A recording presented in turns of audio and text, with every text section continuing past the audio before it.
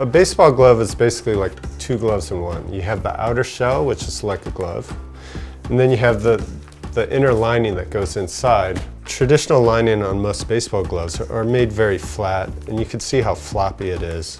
It's not ideal for catching a baseball. But really, this is one size fits all, which means they're making it to the largest possible hand size. So for most players, there's a lot of slack. The ball impacts the glove, and their fingers are actually shifting inside the glove because of all that slack space. When I was working at a baseball glove factory, they were making gloves for some of the biggest names in the big leagues. And I assumed that there was just a lot more highly skilled craft going into it. It really surprised me that they were using a one-size-fits-all glove that was identical to the gloves that you could buy at a store. I realized that with my level of skill that maybe I could do a more highly skilled crafted glove and do something special that was unique in baseball gloves. I next moved to Cooperstown, New York, specifically because I wanted to use the Baseball Hall of Fame as a resource. There's no better place to look at the history of baseball and see the evolution of the product. And you can see the early versions and how it developed over time to the present day.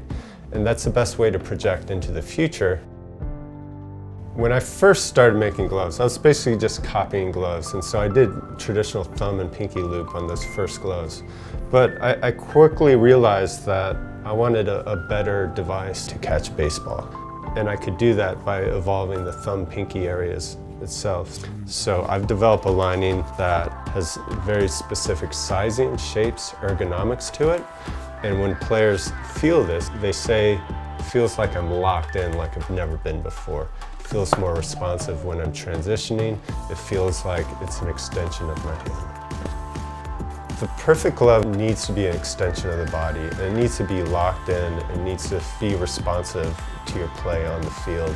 When I started getting some players wearing the gloves in games, it gave me inspiration that I was on the right path and I could go even farther with this.